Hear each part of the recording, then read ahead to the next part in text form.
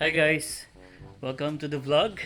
Yan. So, ngayon guys, no? Kakauwi lang namin ni Zion, pero aalis ulit kami. Kukuha lang kasi ako ng gatas niya. Kasi pupunta kami ng Canadian Superstore, magpapagupit lang tayo guys. Yan. So, first time ko magpapagupit dito guys sa Canada. Yan. So, hindi naman sa nagtitipid kami, no? Madali lang din naman kasi talaga guys gumupit. Kaso lang kasi meron tayong atin na event sa Friday at Saturday. So, syempre nakakaya naman na tayo lang yung gugupit ng sarili natin. Pagdating sa likod, kambang-kambang, no? So, papagupit tayo ngayon. Yan. Kasi nga, syempre, may meet natin sila, sila Ina, Rice Velasquez, Mark Carino, syempre, na-meet na natin yan. Tsaka si Inags. Tsaka marami pang vloggers, guys, na pupunta. Ayan. Ba't pa nandito ako sa kitchen? Ayan. So, kukuha lang kasi ako ng gatas pala ni Zion. Kaya pala ako nandito. Okay. So, ayusin lang natin tong bulinggit na to. Okay guys, so yun, nandito na tayo sa sasakyan. Nag-ayos pa tayo ng mga kailangan ni Zion eh. Tapos to, paborito niya tong poke na to.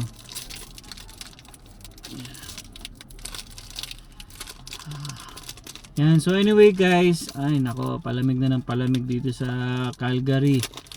Nakadoble na nga ako guys ng suot eh. Grabe. O yan, if mo na yan. Yan, so ang temperature ngayon guys ay wait 11. Oh. Talagang na. 11 na ang temperature. Grabe, palamig na talaga ng palamig. Mag-winter na kasi guys. Yan. So, anyway, yun. Bago nga pala tayo ulit mag-vlog, no? Ayan, so ini-invite ko kayo guys dito sa darating na event dito sa Pacific Hut. Ayan, so meron diyan gaganaping event, no? So yun guys, no, kapag gusto niyo mag-invest ng bahay, nako, punta lang kayo dito sa event na to. Friday and Saturday. So ilalagay ko yung dito, yung pinaka poster nila o yung picture dito kung saan kayo pwedeng pumunta at saan kayo pwedeng magtanong, no? Ayan, so libre yan guys, no? Pwede kayo pumunta doon, walang bayad, at higit sa lahat may pagkain yun. Alright, so yun guys, no? Yan din ang dahilan kung bakit tayo magpapagupit ngayon. Kasi kailangan ko rin naman syempre mag-ayos, no? Kasi ako talaga guys, pag gupit talaga, kaya ko naman na kasi. Baga, sayang din yung ibabayad natin, nasa 25 din ata. Tingnan natin ako magkano yung gupit dito sa Canada. Kasi ang dati kasi pinagupitan namin si Zion lang. So, parang 25 ata yung kay Zion. Hindi ko matandaan eh. So ngayon hindi ko alam kapag syempre pag adult, hindi ko alam kung magkano siya. Pero tingnan natin. And Pinoy kasi yun guys, dito sa may sa Canadian Superstore dito sa may McLeod. So doon tayo pupunta. Kasi yun yung nakasanayan nating puntahan eh. And hindi ko lang kasi sure dito sa may sa aming superstore kung merong barbershop. Hindi ko kasi napapansin eh dito sa may Heritage. Anyway, so doon na lang tayo punta para sigurado, no? Kasi hindi ko rin alam, baka mamaya ay magsara siya, kaya kailangan maaga tayo pumunta. Ayan. So, yun. Si Michelle sana sasabay sana, kaso umalis. Hindi ko naman na siya pwedeng mahintay kasi nga inahabol ko yung barbero. Kaya kailangan magpagupit. Ayan, so grabe, hirap na pumasok ngayon guys, lalo pag maga. Sobrang lamig na talaga. Pumapalo ng 4, ganyan. Kanina nga umalis kami parang 7 eh. 7 yung temperature niya. Then buti na lang din talaga. And yun nga guys, no, sobrang happy kami kasi si Zion. Every time na iniiwan namin siya sa daycare, talagang hindi na siya umiiyak. Talagang okay na siya, no? 'Di ba Zion? Yan, hindi na siya nagka-cry. Yan. So isa sa mga magandang balita yun guys, no, kay Zion. Tsaka marunong na rin siya umihi. Then, yun, sinasanay namin siya ngayon sa, alam niyo na yung pagpupo niya. Actually, meron na rin kaming, yung pangpupuan niya. Bumili na rin kami noon. Actually guys, yung pag-ihi ni Zion, sobrang bilis lang. Bumili lang kami ng parang brief niya. Kasi nga sabi ko kay Emma, dapat i-brief natin siya. Kasi pag nalaman niyang umihi siya at nabasa siya, alam niya na yung gagawin niya. So dapat pupunta na siya sa washroom. So yun yung ginawa niya. As in talaga pagbili namin guys nung pinaka-brief ni Sayon, agad-agad talaga nagsabi siya, wiwi daw siya. So yun, nasa washroom, pupunta na siya sa washroom. Pero kailangan mo pang samahan. Kasi syempre, uupo siya dun sa Bumili na rin kasi kami ng lalagyanan niya para sa bata. Ayun, so yun, nakakatuwa lang din. Pero pag gabi guys, yun nga lang, pag matutulog, dinadiaperan pa rin namin siya kasi hindi siya nagigising pag madaling araw eh. So yun ang yun yung papracticein pa namin sa kanya. No? Pero at least, di ba, marunong siyang magsabi na wiwi na siya. So yun. So, next nga, itong pagdumi niya naman. Yan. So kasi nag-email sa amin kanina yung daycare niya. Itong daycare lang dito. Sabi nga daw na na kailangan daw namin magdala para sanayin daw sila.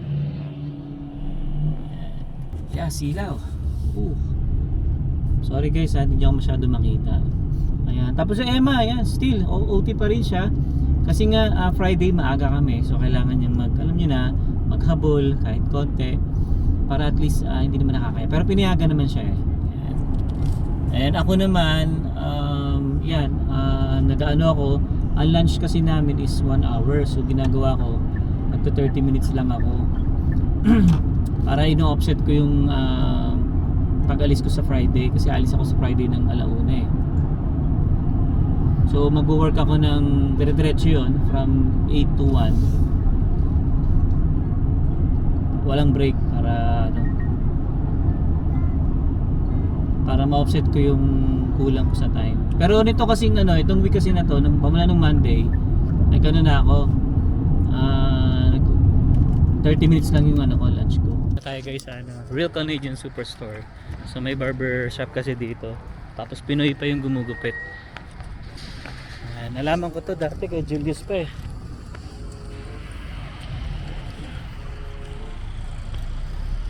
Ayan, so di tayo nakita ng driver, no? Matanda na. Loko-loko talaga. Pero nag-sorry naman siya. Come on. Ayan. Superstar. Sana bukas pa yung yung gupitan. Yun, bukas pa. Doon na lang tayo daan sa sa may cashier. Yung buhok ko guys, so haba na. Come on. Yan, dati dito kami nagmimili guys. Dito kami unang-unang dinala ni Julius eh. Tapos hanggang sa medyo nakasanayan na namin yung TNT, ganyan, Walmart. So doon na kami lagi grocery. Pero ngayon ay pagupit lang tayo. Wait. Pagupit tayo. Pa tayong daanan. Dito tayo. Come on. Come on here. Tayo. Go. Pagupit tayo. Dito. Dito, barber shop po. Ayan, 27.50 pala yung pagupit. Wala na. Yun lang guys, wala yung Pinoy. So, wala, dito na tayo eh. Tingnan natin kung okay yung gupit na to. Pero siguro naman. You sit there. You sit. Wait mo daddy, papagupit lang si daddy, okay? Sit ka dyan. Wait mo ako Wala na guys, kung anong klaseng gupit to. You hold yung jacket ni daddy ha. Yan na guys. Tapos na ako magpagupit, no? Yan. Ito na ako guys. Wow! Mga namang tao, tae. Yan. Okay naman siya magumupit guys, no? Magaling siya. Almost 30 years na raw siya dito sa Calgary. Tapos 25 years na siya dito sa pwesto na to. Yan, sobrang bait. Siya, taga Lebanon. Come on, let's go. No, go home na tayo. Sundo natin mami. Ayaw mo sundo si mami? Dali na. Ayaw na umalis. Ayaw na umalis ng anak ko. Come na. Dali. Kulay pa ng buhok si daddy. Yan, so pinaiklihan ko na rin siya guys kasi alam nyo na laging ano eh, mabilis sumabang buhok natin. Yun nga lang, yung mga white hair natin naglabasa na. Ayan na. Ano kasi guys, lahi namin. Ano pa lang, high school pa lang ako, may white hair na ako. Kaya normal na sa akin yan. Kaya ano nga eh, nagdala nga ako ng mga pangkulay dito sa Canada eh. Yung parang shampoo lang siya. No! Arte pa eh. Uwi na tayo. Uwi na tayo? No! Go na tayo. Sundo natin si Mami. So ito guys, ang mura. Pumpkins. $397 na lang. Oh. Laki no? Mag-Halloween na kasi. Kaya naglabasan na yung mga yan. Lamig talaga. Mararamdaman mo na yung lamig talaga. Ako. Tapos plano pa nga ng Spot Pinoy sa Sunday mag Lake Louise ata. Pero hindi ko alam kung matutuloy. Pero sa ganitong weather, okay pa naman, maganda pa naman. Yun nga lang medyo kumukurot na yung lamig talaga. Okay, so pasok muna natin tong bulinggit na to, makulit. No, sorry, Daddy. Sorry, What did you say? Daddy. Oh, sorry daddy. Yan ang maganda kay sa akin guys. Bago siya sorry. Come on. Aba ito eh. Tama, yung kanina guys doon sa barbershop, nakaupo lang siya. Yun. Silaw. Ano ba itsura ko? Ang di ko lang nagustuhan, kinat niya yung ano ko. Yung patilya ko.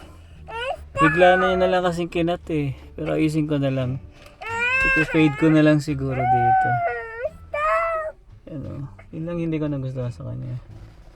Pero okay siya guys, magumupit, magaling. Talagang ano, sanay siya. Bagay yan yung business siya. Siya yung owner guys eh. Tapos konting kwentuhan pa kami. Tapos yung anak niya nga ay lawyer din daw. Tapos binigyan niya akong calling card. Ayan. Okay.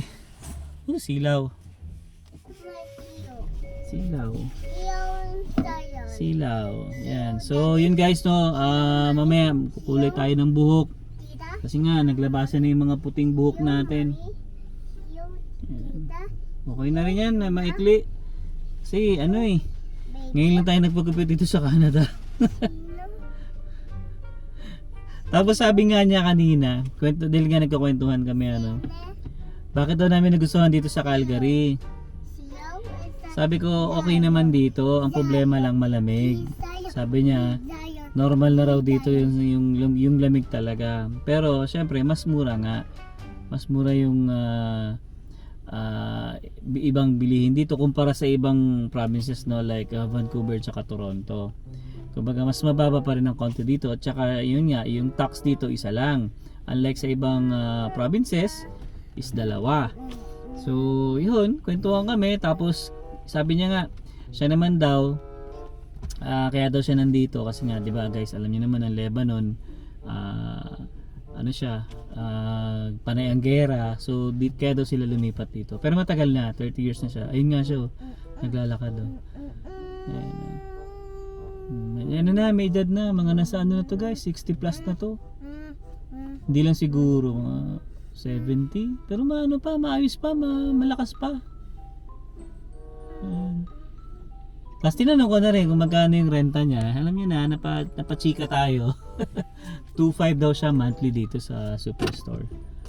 Yan. Pero pagdating daw ng sa Friday, Saturday, Sunday, ang dami daw talaga nagpapagupit dito. Natawa pa nga siya, sabi niya, yung mga bata daw dati na ginugupitan niya, ngayon may mga asawa na. Nakakatawa. Ayan.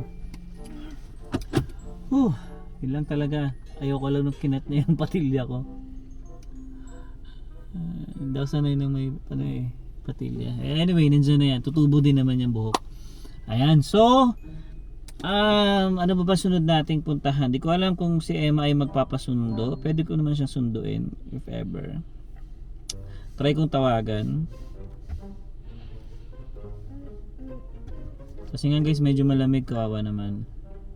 Baga nandito naman na tayo. Try ko guys, hintayin ko lang yung reply niya.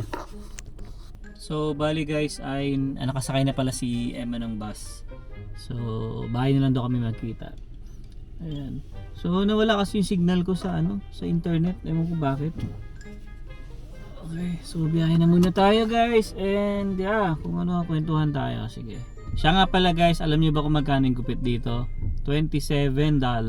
Tapos tax pa yon. So umabot tayo ng 30. Yan. So kung i-compare mo yun guys, or kung i-convert mo yun sa peso, sabihin mo ng $30 times mo sa 1, 2. Grabe ganun yung gupit dito guys. Kung convert mo sa peso pero syempre wag na tayo mag-convert sa peso. Kaya nga guys, ako na lang din nagugupit sa sarili ko kasi madali lang naman din talaga. Hindi dahil sa nagtitipid. Kumbaga sayang din naman, 'di ba? Kasi isipin mo $30, marami ka nang mabibili noon sa $30. Kung pupunta ka ng Wahing, ang dami mo nang mabibili noon. Kaya nga guys, nagpagupit ako dahil nga sa may event. Syempre nakakaya naman kila Mark tsaka kila Rice tapos Ina tsaka kay Inags. Lalo si Inags, gwapo yun. Kaya tayo mag-ayos din tayo ng konti. Totoo yun guys, si Inags ibang iba sa personal. Tisoy yun, tisoy. Yan. So kaya syempre rin tayo, ayusin din natin yung sarili natin. Kasi kung wala namang event, kahit anong klaseng gupit lang, walang problema sa akin. Kahit yung likod ko kambang-kambang, walang problema. Kasi sa likod di ko nakikita Si Emma syempre hindi naman marunong gumupit yun, pero okay na sa akin yun, wala nang problema yun. Kumbaga iniisip ko na tutubo din naman yan. Tsaka dito, alam niyo ba dito guys, walang pakialamanan dito. Yun yung maganda rito. Kahit anong klase ng gupit ng buhok mo, kinky man yan, shaggy man yan, walang problema. Kaya okay dito walang discrimination dito pagdating sa mga anong bagay. Yan. So yun yung maganda dito guys sa Canada. Hindi katulad sa atin sa Pilipinas, di ba? Minsan tatawanan ka pa, ganito. Uwi na tayo and sorry na naman si Zion. Lagi yan nagsusorry. Pero sorry niya, pero gagawin niya pa rin. Okay guys, so pahinga na rin tayo. Kasi alam niyo na, medyo pagod din talaga nitong mga nakaraang araw. Kasi sobrang busy, daming project. Ayan, so yung project nga pala guys na hinahawakan ko ngayon is yun nga, 5 building yun na school. Ayan, kasama ko doon yung yung manager ko doon. Ayan, so ako yung gumagawa ng mga ibang markups ganyan, tapos nagmo-model din ng yung mga beam ganyan. So yeah, happy naman tayo kasi kahit paano nakakatulong tayo. No? And so yan, pag-iigihin pa natin guys syempre. Tapos hindi ko lang alam guys bukas kung Jollibee. Oo, Jollibee. Gusto ni Zion Jollibee. Hindi ko nga lang guys sure bukas kung makakapunta ako sa kila Ina, kila Rice, kila Mark tsaka kay Inags. Kasi Thursday night guys darating na sila.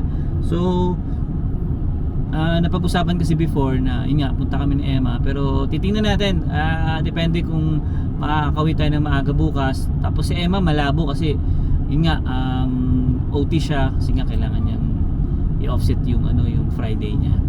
Kaya hindi siya makakapunta. Pero pwede naman ako pumunta if ever, pag pwede naman. Tingnan natin. And para makita na rin natin agad sila Boss Inags. Ayan. Masaya yan guys, masaya. Punta kayo sa event na yon. Okay, so dito na tayo sa bahay guys. Alam niya ba 7:30 pa lang, pero ayan, magpadilim na ng padilim. Sa lamig. Sayang Tom, go inside. Sobrang lamig. Okay, dito na tayo sa bahay. Okay. Ayan, so yung mga basura natin lalagyan muna natin. Hindi mo rin inubos yung chocolate. Magsasaing pa pala tayo. Guys. Kakainin. Magdi-dinner pa naman tayo. Wait lang guys, ayusin ko lang tong ano ko. What's this? That's egg. Yan, so nagluluto tayo guys ng itlog na binate. Tapos kamatis sa sibuyas. Tapos bopis. May bopis tayo sa red. No? So, gumala ako ng itlog kasi na-miss ko yung itlog na may kamatis eh. Paborito ko rin to guys. Pag walang ano, pag tinatamad magluto. Dito lang, solve na. Diba? Diskarte lang dito. Para pagdating ni Emma, papainit ko na lang yung bopis. Tapos itong itlog. Diba? Solve. Solve ang problema. Durugin ko lang muna yung kamatis, saka ako ilalagay yung itlog. Daddy. Yes? Pero pa nga kami dito guys, ano eh, yung tuyo. Ito. Diba? Ano pa to? Galing pa to sa Pilipinas. Yan, pero hindi ako makain yan eh. Si Emma lang kumakain ng tuyo. Nga lang, mabaho pagka ano, niluto mo siya dito.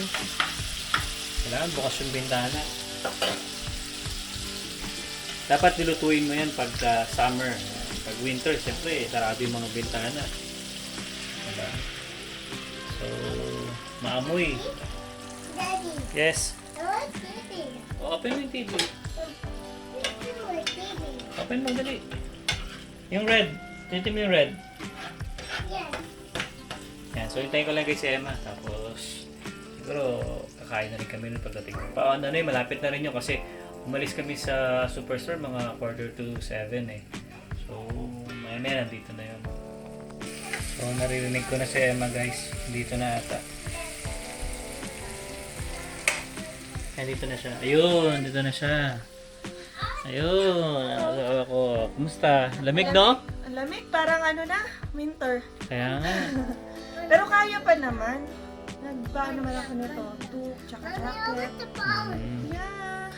Yeah. Mamaya, papaliguan ko to at magkukulay kasi ako ng buhok. Sige. Mommy, Yan, so, luto lang muna tayo guys. Malapit na rin to eh. what's the power? Tapos kakain na rin kami ni Emma. So, yun na siya guys. So. Diba? Ganyan lang. Sold na dito sa Canada. Tapos pwede ko pang baunin bukas yan. Yung iba na matitira. Okay? So, tikman natin yung luto natin. Hindi ko na tikman eh. Nilagyan ko lang na asin.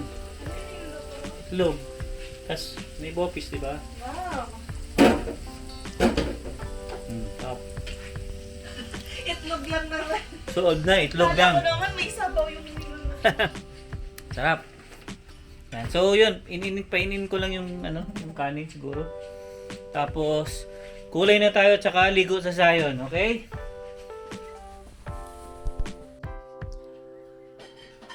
Yun no. Kapakulay na tayo guys.